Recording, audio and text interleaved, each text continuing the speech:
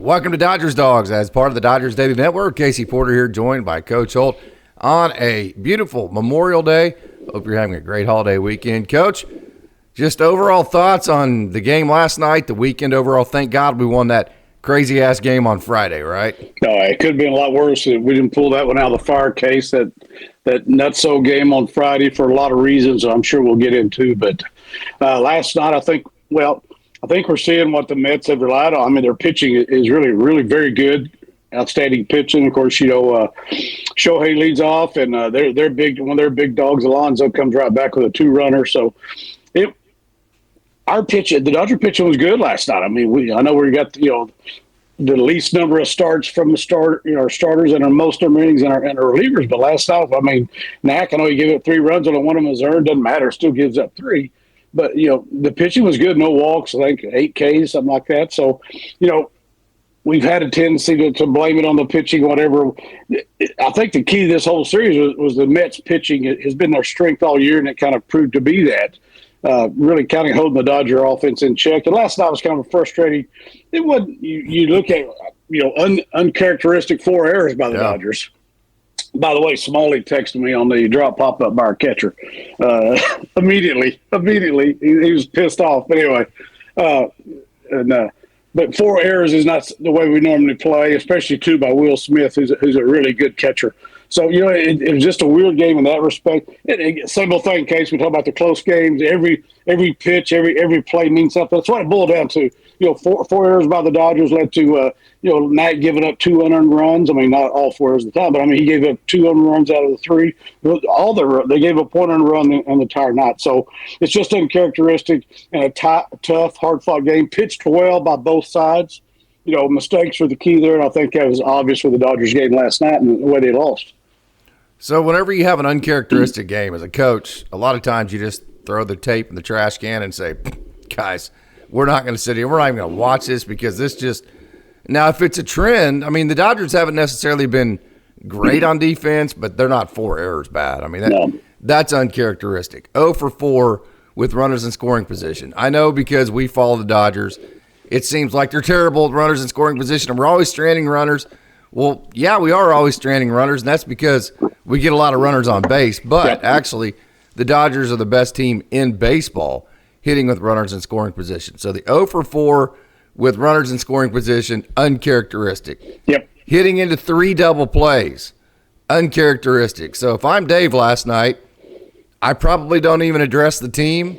But if I do address the team, I say, hey, guys, we're not watching, other than our pitching, we're not watching this video. We're throwing it in the recycle bin, and we're never getting it back out again. And the reason is just uncharacteristic. Yeah, it's just a day. It's easily to forget. It's easy to forget a day like that. Like I said, things are happening that the Dodgers aren't going to make 4 errors every day. They're not going to hit it in 3 double plays every day. Like you said, they're not going to go hitless with the runners in scoring position. Like you, I'm like you. I just saw that last night. We're leading the league in that.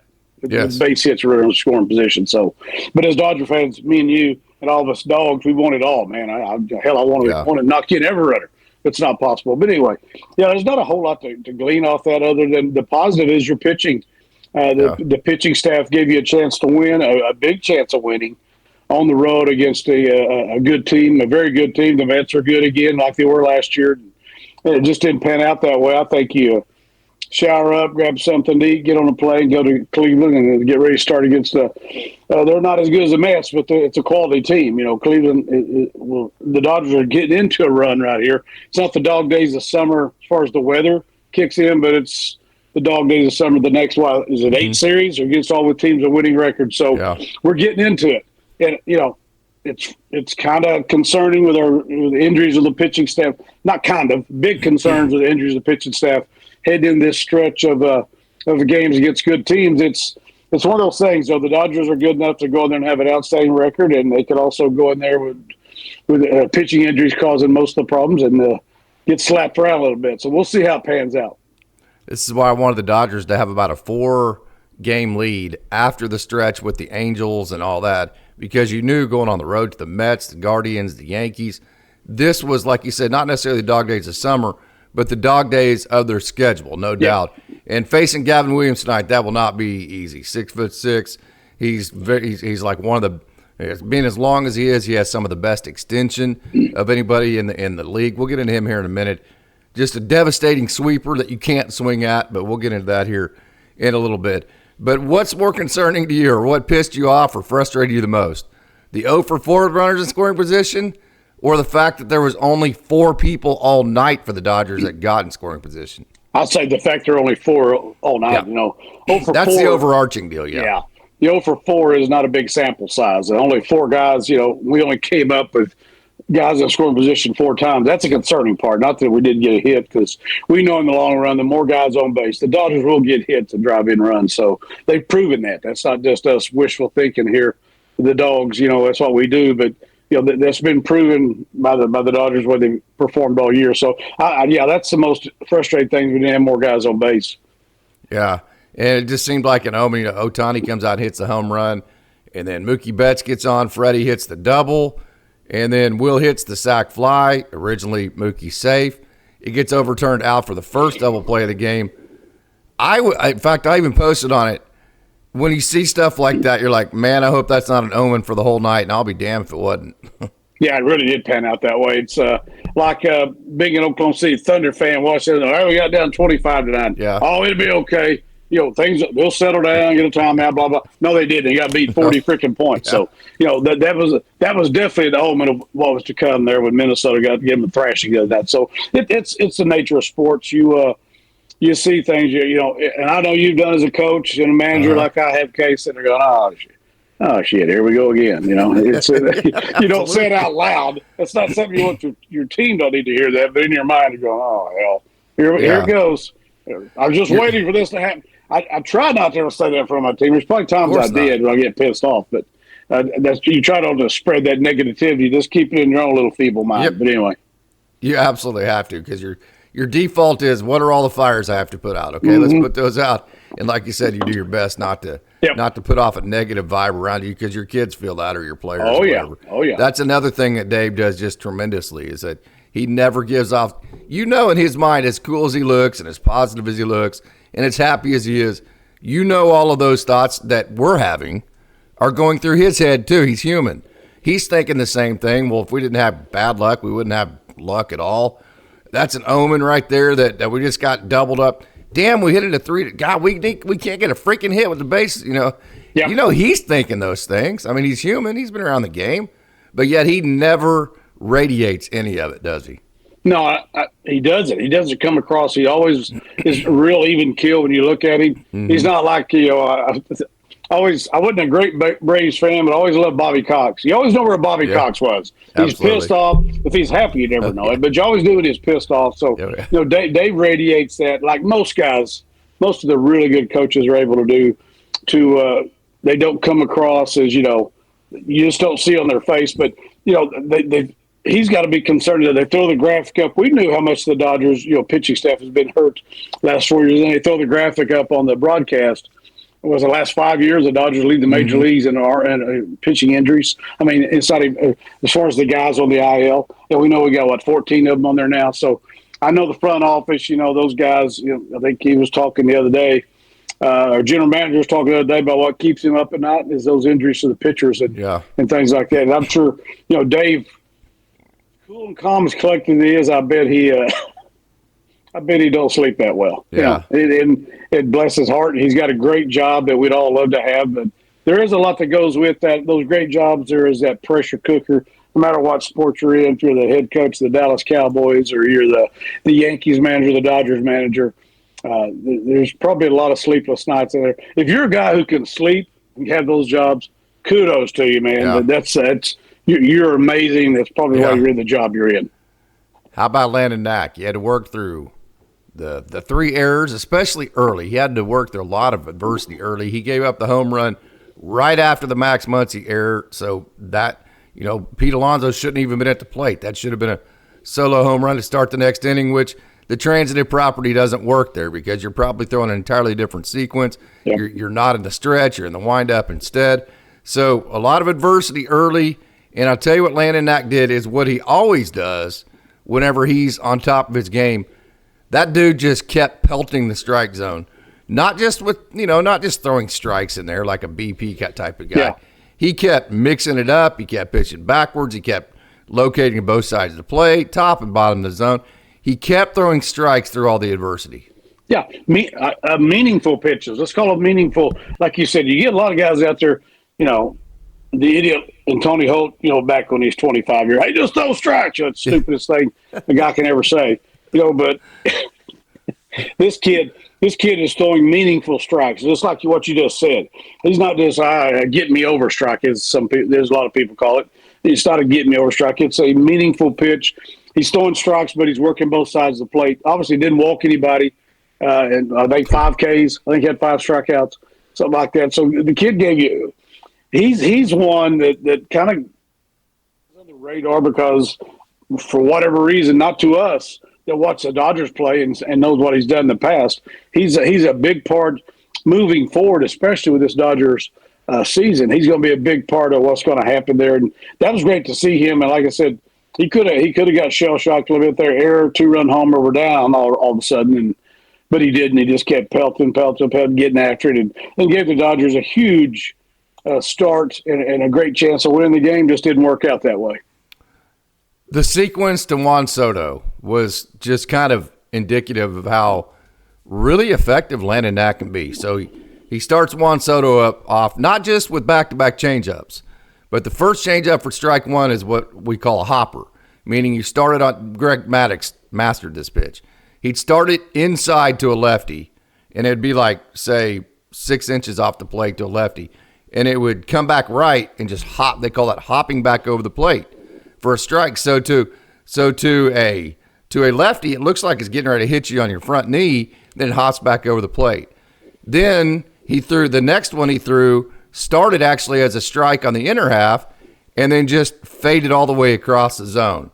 Then he threw a show-me fastball up in the zone. This is that front-to-back concept, the front being the changeup. And so he threw that high fastball up in the zone to get back to his back-to-back changeups again. So 2 different sequences of back-to-back changeups, and Juan Soto had no chance. If you need to know just how good Landon Knack can be based on execution, just watch that Juan Soto at bat. That was big time.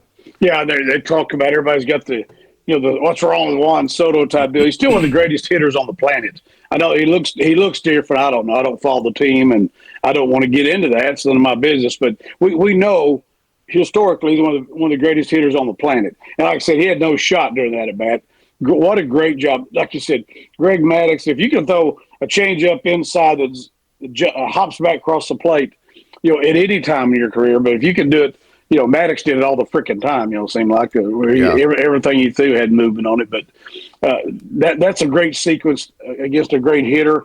And he did in a big moment. In a big moment, yes. Yeah. That's the thing. That goes back to what we were just saying. That tells you all you need to know about Landon Knack and how important he's going to be moving forward here. Again, there's several of those guys on that IL aren't coming off anytime soon.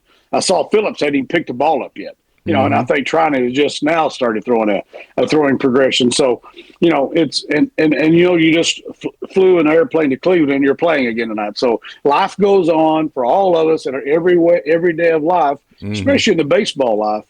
You can't sit around and even though it probably may keep you up at night when you're sitting there working on the lineup card and doing your lineup every day. You can't worry about who's not here. As we used to say, Case, I'm just worried about who is here. That is no disrespect to the guys who aren't here. I love them. I want them to get healthy for themselves, their career, for our team. But the reality of it is, here's my guys that I have, next man up, however you want to call it, and now fill out the lineup card. So that's where we are. But that's great for him. That gives you a good feeling about Landon Knack. We've all had a good feeling about Landon Knack. Because he's just – it seems like he gets better every time he takes the mound. That's a great sign. He was really good last night. Last night was – as good as Landon Knack can get. Fifth, so kind of just to finish up on him, his last 6 outs, he got an out on a slider, change, knuckle curve in the 5th. He got outs on 3 different pitches in the 5th. Then the 6th, knuckle curve, slider, 4-seam. I mean, so it was like you didn't know what pitch he was throwing when. They were all landing for strikes. He was getting outs with all 4 of his pitches. He was landing all 4 pitches for a strike.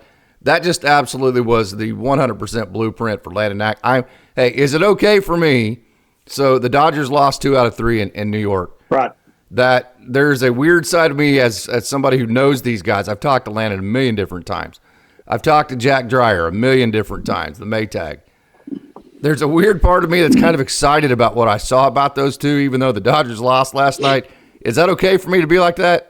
No, because we're in the marathon case. Yeah. Word it however you want. This isn't a sprint, it's a marathon. It's the big picture. Everybody has a saying that uses this, but the reality is like you said. You've talked about, we're talking about 1 out of 162. I don't give a crap. That was great to see those young pitchers do what they did, and we're talking about moving forward here. We know that we've got offense. We know guys are going, outside of Will and Freddie, who's really hitting well. Ohtani is Ohtani. We still got guys we know that can hit better. We're going to get better there. But moving forward, the biggest concern of the Dodgers is what? It's pitching. Yeah. Pitching injuries. To me, that's the biggest concern for everybody right now. And when you see guys that come out and give you some innings like that, and you see progression, you see a guy who's competing his butt off against a hostile crowd in New York City on national television, whatever, they're all national television anymore. But anyway, that's a great sign. No, I'm excited too, Case, because it is the big picture. The baseball, Major League Baseball, any baseball, but especially Major League Baseball, it is the big picture. Yeah, we're still in May, but that's a great sign moving forward because you have so many negative signs behind us that we don't even want to talk about, but the guys which I brought up a while ago, like an idiot, the guys who hadn't even picked the ball up yet, that type of stuff. So, moving forward, you got to go with the positives in there. And I feel the same way you do. That's exciting. Look, there 8 strikeouts, no walks against the Mets, have an opportunity to win. What else do you want from those guys? Yeah, and Lou Trevino, okay? He looked good again last night. He was a fireman the other night, did really good in the Friday night game. So what we talk about all these pitching injuries. I've said it a couple times. I know Mark brought this up the other day on our podcast. The Dodgers really, really need this guy to be the next Chris Martin, Yency Almonte, Ryan Brazier, Evan Phillips. The guy that – because, if you look at the big-time pitchers the Dodgers have brought over that they spent money on, like Tanner Scott, he struggled. He gave up the blown save the other night. Blake Snell hasn't been healthy, right? So the guys they spent money on – haven't really, Tanner Scott's been okay, but they haven't lived up to the money they spent. So it's always the guys the Dodgers don't spend money on, especially in the relief ranks. Can Lou Trevino be that next Ryan Brazier, Chris Martin, Evan Phillips type guy? He's looked good so far to me. Well, it's easier for us to say, but we need him to be. I agree with Mark totally and you. We need him to be that guy. Somebody's got to be that guy or we don't have that guy. You can just continue on that way of thinking, it's got to happen or things aren't going to go well for us. So, no, he showed well last night. And, that's a great point by Mark. He needs to be that guy. We've got to have that guy. And I don't know what else to say other than that's a good sign for what he's done the last couple of times he's taken him out. So the last out of the game, I think Dodgers fans have a legitimate complaint. Michael Conforto has not been good. You've got a young man in Ha-Seong Kim sitting on the bench. Why the hell have Ha-Seong Kim sitting on the bench if you don't use him there? And so this isn't necessarily a pushback. This is just a statement by me. If you're pinch hitting Ha-Seong Kim for Michael Conforto, they both swing the bat left-handed, okay? Michael Conforto is a veteran. Ha-Seong Kim is a rookie. And you're actually pinch hitting Michael Conforto for Ha-Seong Kim. Or if you even feel like you should have, in hindsight, pinch hit Ha-Seong Kim for Michael Conforto. My question for you would be then, why the hell is Michael Conforto on this team? What role does he have? If you're pinch hitting a rookie left-hander, it's not like you're matchupping. They're both left-handed. No, I totally agree. And defensively, Conforto's all right out there. There's that ball hit last time. I don't think there's always going to make that play on that. But no. There's no left fielder in the country, in the world that's going to make that play on that. But, no, I agree with you. You're barking, hey, this Conforto needs to play every day. He looks blah, blah, blah. But he's also a veteran player. Are you going to see a whole lot of more? We talk about a young kid improving. Conforto's been a good major league hitter. But right now the numbers don't show what you really wanted to get out of him that you're getting. So I agree with you. So what is your role there? And if you're keeping Kim up, you need to use him wherever you can. And this isn't critiquing Dave. He's forgotten more baseball than I'll ever know. But yeah, it kind of makes you wonder what the role is for Conforto moving forward. Yeah, or Dalton Rushing. Last topic here before we move on to our Down on the Farm segment. We have a great Down on the Farm. We're going to talk a little bit about Gavin Williams too. Andy Paez, I was very Drillers, they're not very good this year. Not very good, but I enjoy the game. They're not very good. Oklahoma City hasn't been very good lately either. No, cheap beer and a hat. So I had a good time at the ballpark. Yeah. Just wasn't a good night for the Drillers. Yeah, anyway. No. Hubeck didn't last long. He's had a couple of outings like that this year. Yeah, it wasn't good. Yeah, but Andy Paez has made a great play in center. And I'll tell you another thing about him to watch. Just something to watch that I've seen for Andy forever. They kept talking about how he couldn't cover the pitch on the outer half. I was like, yeah, he can. That's like the pitch he covers. The pitch he struggles with because he leans out of the plate actually is the one in. And we saw him get in on Andy last night. He hit it to the warning track, but it was like, yeah, that's not going out because that's usually the one Andy doesn't get extended on. And so I think first of all, proud of Andy for the great catch he made in center. That's the one he looked so goofy on about a month ago or so. Yeah. That the one hit straight at him, straight over his head. Yeah. And then I think the cat and mouse game to watch for him is as they start throwing those sinkers and coming in on his hands, can he make that adjustment to get to a major league pitch in on the hands? I think that's a cat and mouse for him. Yeah, it is. And he's been a great addition for the Dodgers. I mean, we saw the Andy Paez, a young guy who was struggling. We're like, hey, we're going to stick with – kind of like they did with Outman. Of course, that one didn't work out. But Paez, we're going to stick with him. And then you saw him now. Look at him. He's hitting 260-something, I mean, we've kind of started taking for granted – big knee probably. Now Paez is coming on. He's developing the blah blah blah. But like you said, now there's something else popping. That's the thing about it. Major leagues have always been this way. Now they're off the charts because all the video and the analytics and all the crap they can break down on where's a guy's hole in the swing. They'll always find the hole in your swing, as they called it back in the old days. Those guys would always figure something out just by advanced scouting and that type of stuff. Now they got all the video in the world ever since he's 12 years old probably to watch you swing. And like you said, can he make that adjustment? He's going to. What are you going to do? There's a lot of ways to do it. Backing off the play, blah blah blah. I mean, he's got a hitting coach. They'll watch tons of video. But you're right. The more he gets into it, the more success he has, the more the opponents are going to be looking. All right, he can't handle this. Can't handle this. That sort of thing. Kind of like with Ohtani, they started going to sliders in on him, down and in on him, and he's not hitting it. So the home run was great, but he was pulling off the ball bad last night. Yeah, I agree. It just again, I'm a high school Legion coach, flying open, blah blah blah. He's $700 million man, one of the greatest ever walk face the earth. But doesn't mean he can't get better. On that side, and that's just me talking. I love the guy. And glad he's on our team. But yeah, big adjustment to be made there. Hopefully, Andy. If the recent history has proven anything about him, he's already made adjustments. He's already stuck with it. When it's like, hey, Andy, not being said, but deep in the back of his mind, if I don't get it done, I'm out of here. I'm James Outman again. I'm back down in Oklahoma City and trying to work my way back up here.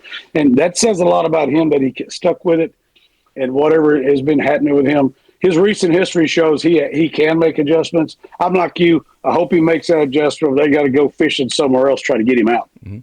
Yeah, Yamamoto, the stopper again. I mean, he had to stop a losing streak last time out, and he gave one of the best outings you'll ever see. Yep. Stopper again, so we really need Yamamoto to be that guy, that stopper guy. Yeah, and he's proven to be the old Iron Horse, whatever you want to call the old Lou Gehrig. He's our Iron Horse right now. Mention the pitchers that we depend on that aren't there. Sasaki, is struggling with some arm injuries. He's on the IL, that type deal.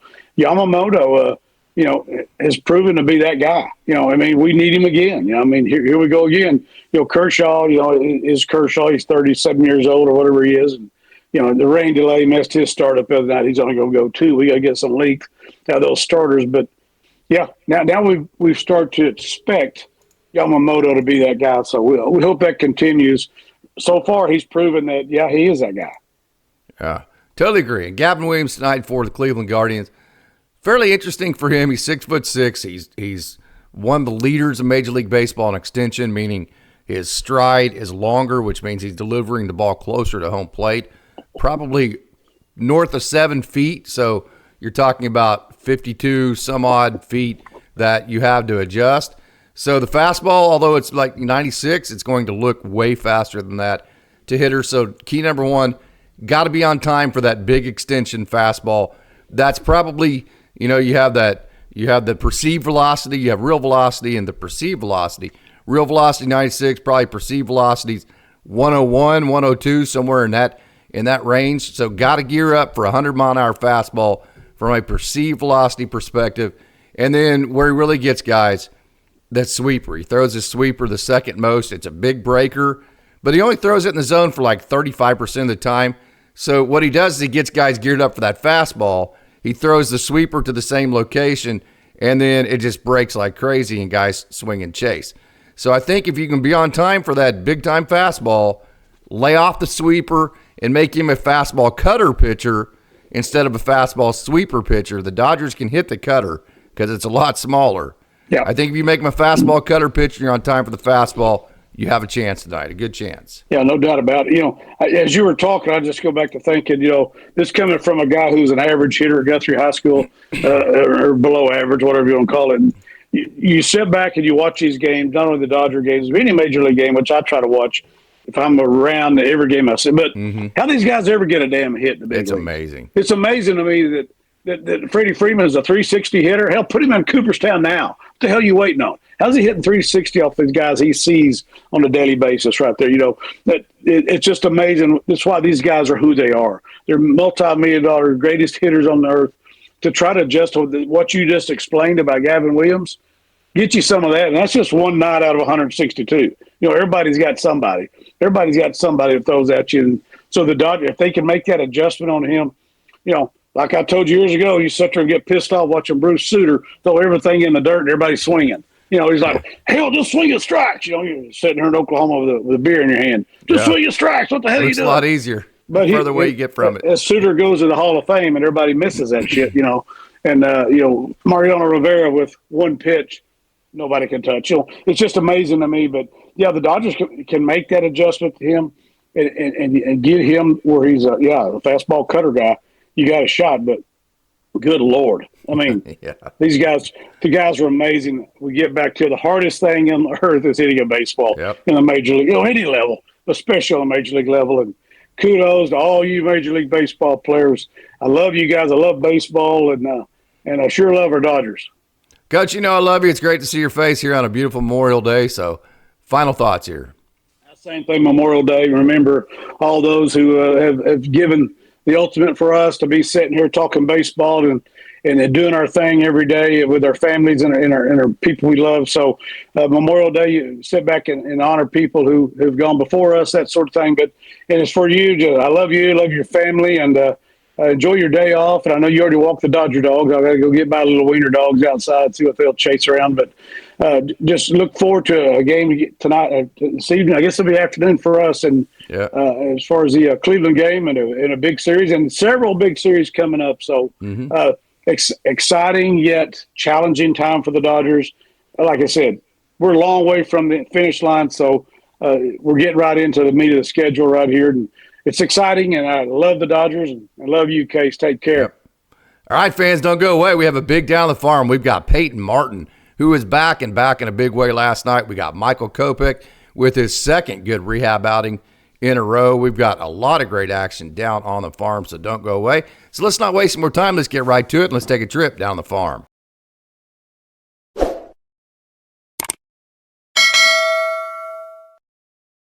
Welcome to Dodgers Daily down on the farm. So glad you decided to tune in to check out some of the great prospect action last night, and there was great prospect action. Who you're seeing right here is Peyton Martin. Peyton Martin, hey, he got sent back down to the complex for he had to deal with some personal issues and this and that. Threw some really, really nice outings down there. Got sent back up to to Great Lakes. Made his first start back with Great Lakes yesterday. And wow, was he good. 5 innings pitched, no hits, no runs, 6 strikeouts, and 1 walk. He hit absolutely 99 miles an hour last night. And paired with that dirty slider. Look at that dirty slider to the lefty there. Imagine 99. That's a nice little cutter there. So slider, cutter pitch, two different. Look at that dirty back foot slider. 99 miles an hour with that slider for Peyton Martin. Hey, you know the minor leagues are a process. The Ben Kasparius story is the one, that one right there. That's 99. The Ben Kasparius story is the one you need to follow. It's like the Peter Hubeck thing, the Peyton Martin thing. There's going to be times that things aren't linear to where you go, well, Peyton Martin had all this helium like a year ago or whatever. What's going on? Well, it's because he's really trying to define himself, and as good as he already is, he's trying to make himself even better. So give the young man credit for that, and he has certainly done that. So again, Peyton Martin, a great outing yesterday for the Great Lakes Loons. No doubt about it. Hit 99, was dropping, as you've seen already.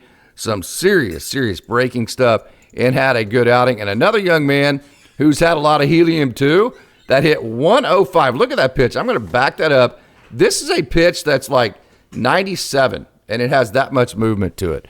I mean, that's ridiculous. This is Ronaldo Yeen right here. Ronaldo Yeen's another young man who struggled to throw strikes early in the season. It's always a battle for him to throw strikes, no doubt about it. But that's the deal whenever you can throw 105, right? He had a good outing yesterday. Went scoreless again. That's his fourth scoreless outing in a row, and it's his eighth scoreless outing in his last 9. And he had 2 strikeouts yesterday, which we know the strikeouts are going to come. The big part of his outing, no walks. Like I said, all you got to do is watch the video to see how nasty his stuff is. No doubt about that. And just watch all this, knowing that at any point that fastball you're seeing can get up to 95. Yeen had his third and fourth outings get away from him this year. Like we said, he had a couple of outings early that weren't good. His third and fourth outings weren't good. Other than that, he's bounced back very, very well, and he was good yesterday and has been good as of late. So it's really good to see Ronaldo Yeen, one of the loudest arms in all of baseball at any level, have great success yesterday for the Great Lakes Loons. And another young man who's had a tremendous season, and to be honest with you, this is just my fault. We have not covered him enough. Nelson Quiros. This is a young catching prospect for Great Lakes. Check this out. Quiros is hitting .368. He has an OPS of .890. Now, don't ask me why we haven't covered Nelson anymore. Matter of fact, I think this is only like the second time we've even covered him on Dodgers Daily down on the farm. So don't ask me why we haven't covered him anymore. That is totally on me. I should have done a lot better job than that. No doubt about that. Getting some coverage from a catching prospect in the system that's hitting .368. And the thing about him, he's known for his great 2-strike approaches and just slapping the ball the other way whenever he gets in a 2-strike count. But he can do that right there. He can definitely turn and burn. And when he does, it's fun. He had a double and a single yesterday that should have been a double as well. He kind of admired it just a touch and then ended up hitting the wall and keeping him to a single. And then also up to the Double-A level, man, a sight for sore eyes. Noah Miller, if you remember last year, he hurt his knee. He had a knee injury, and he hurt his meniscus. And so he had to have surgery, had to have all that. Missed the end of last year. Yesterday, he had a couple games at the complex. Yesterday was Noah Miller's first game back with an affiliated team all the way up to Double-A. Matter of fact, he actually played 8 games at the complex.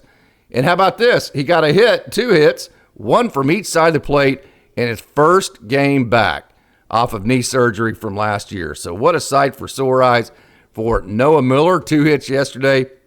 Shortstop guy. I say it all the time, maybe the best defensive shortstop in the system. He is a really, really good defender. If he can just be a league average offensive player, which yesterday he was quite a bit better than that, you really have a really nice player in Noah Miller. So great to see him back. And then, hey, here's another adjustment. I really like Jermaine Rosario. In relief. I think this is something that could really go wild because this is a guy with just dirty secondary stuff. I mean, just straight dirty secondary stuff that can hit the 97 range as a starter. So I think as a relief guy, when he can max out, I think this is a guy that could be another one that's like we saw with Jason Cabrera yesterday. He can be hitting 100, and I'll tell you, in short increments, this guy can execute. When he's on, he executes very well to match the really dirty stuff. So I really, I want you to really pay attention to Jermaine Rosario in the relief role that the Drillers have put him in. I think this is going to be a bonanza. Yesterday, 2 innings pitched, 1 hit, no runs, 2 strikeouts, and a walk. So very, very, very excited about the role the Dodgers have put Jermaine Rosario in. I think that just being a reliever for him, it's going to allow him, like I said just a minute ago, to max out. And as he maxes out, I think that's going to be a situation that is very, very advantageous for him. So we are getting ready to move up now to the AAA level. And as we do, let's get into the sizzle of today's show. And how about Michael Kopech? Michael Kopech, hey, we said last time he threw a scoreless outing. Now it's a matter of posting back-to-back good outings. This is every pitch of his outing, so not just the highlights. Well, he's done the back-to-back. Yesterday he went scoreless again. He went 1 inning, no hits, no runs, 1 strikeout, and he did have a walk. He walked the first hitter that he saw. But he's put together back-to-back outings. Now it's a matter of can he do multiple outings, not just back-to-back. I don't know, Alex, I was watching the game yesterday. Alex Friedman said that he does think that Kopech will be with Oklahoma City in Las Vegas, which is where they're at next, to continue his rehab. But it was the second good outing in a row for Kopech. He walked the first hitter he saw on 4 pitches, so it didn't start out well. But then he struck out the next hitter on a 99-mile-an-hour fastball. He started that at bat on 90.6-mile-an-hour changeup, which is ridiculous. And hey, you remember Jake Lamb, Dodgers. He played for the Dodgers a couple of years ago. He came up for a cup of coffee. He got Jake Lamb to fly out to left on a 96-mile-an-hour fastball, then threw a 92-mile-an-hour cutter.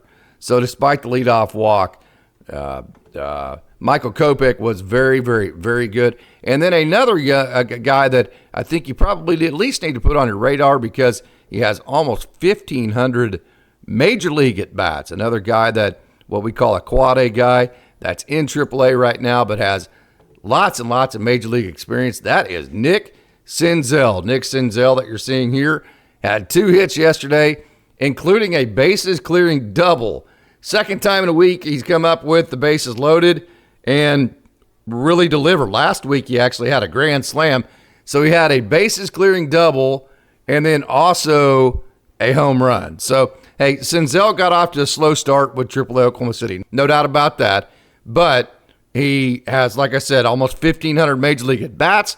You know the Dodgers like to monitor those type of guys. Those are the type of guys that they like to use, those quad A depth type of guys. So keep an eye out for Nick Senzel, who had a big day yesterday for AAA Oklahoma City. It was a good day. There's your bases clearing double right there for Nick Senzel. It was a good day for Oklahoma City to finish, quite honestly, a really crappy week. Oklahoma City lost the first 5 games of the series at home to Sacramento, who's not necessarily a great team. So it was at least good to rally and win that last game of the week. And then, hey, I wanted to give a shout out to Chris Oakey. We know Oakey, he's backup depth at the catcher spot. 3 hits yesterday. What I wanted to say about him is that I know as a fan he goes unsung, and he's not a guy that's imminent to the major leagues. He's not a guy that's going to even probably ever make the major leagues with the Dodgers. So to fans, it's easy to write him off and say, well, why would I care about Chris Oakey? Well, I'll tell you why, because I promise you, he is super respected inside the organization. And the only thing you need to know about that is that the Dodgers keep bringing him back. Why? Because he's just absolutely awesome around the clubhouse. So with all the moves at AAA, you never know who you're going to have from day to day on the roster. And so to have a guy like Chris Oakey who's always there, he never complains, he never gripes about anything. He's just there and available for whatever you need for him. First of all, that availability and that attitude is huge for a team like the Dodgers that makes that many moves. But I've seen it firsthand, and if you want to really know even better than I've seen it, just ask Alex Friedman, the play-by-play voice for the Comets someday, about Chris Oakey. He will go on and on about how he mentors the prospects. He models Major League Baseball behavior to these prospects. He backs it up. He doesn't complain. He's always there. So wanted to give a big shout out to Chris Oakey, who had a good day yesterday for the AAA Oklahoma City Comets, and wanted to give him his credit for being such a great, just kind of a mentor and guy that is just really valuable behind the scenes, behind the curtains, if you will, for this organization. Again, Chris Oakey. And then this is Sam Carlson. Another great outing for AAA Oklahoma City for Carlson. 2 innings pitched, no hits, no runs, 1 strikeout, 2 walks. I had a chance to catch up with Sam. We'll be releasing our interview tomorrow, or whenever we release our interview. Super cool dude. Super cool dude. The Dodgers made some adjustments to his sinker, and it's really, really paid off for him. We'll get into all that in our interview. I'll release it sometime this week. It's Memorial Day. Then the beautiful bride of 25 years and I are going on a little trip tomorrow. So not sure when I'll have a chance to get to him, but it'll be sometime this week. Multiple innings, 5 outings in a row, and 11 of his last 12 outings. He's thrown multiple innings. So he is a guy that goes multiple innings almost every time out. So he's been good, he's been durable, he's been reliable, and he eats innings. And Carlson's ERA is down to 2.36, and his average against is just, if I can get back down here, 169. So Sam Carlson has been simply fantastic, no doubt about it, for AAA Oklahoma City, and that has been a lot of fun to follow 100%. He's one of my, I did not know a whole lot about him, but watching him really early on, it was pretty obvious that he had a lot of arm talent and just kind of the late movement on his pitches. And then another guy I had a chance to catch up with, going to release his interview this week sometime as well, is this young man out of Stanford, Jack Little, the single season saves leader of all time for Stanford. The all-time saves leader at Stanford, that Jack Little. Ever since he's gotten back from his Tommy John, he had his Tommy John in 2021, spent 2022 rehabbing, 2023 got off the leash a little bit, then last year was a big year for him. He has been the best type of able, which is available, right? I mean, he's just been available for whatever role. Knocked down another scoreless inning yesterday for AAA Oklahoma City. That's his 4th in a row. ERA is down to 2.70. So this young man, very talented, obviously, being the all-time saves leader to Stanford, single-season saves leader. We'll talk all about his mix, all about everything in our interview. So that's going to do it for a Dodgers Daily Down on the Farm. I want to thank you for tuning in and remind you that you Dodgers dogs are the best. Have a wonderful Memorial Day. And as always, it's a great day to be a Dodger.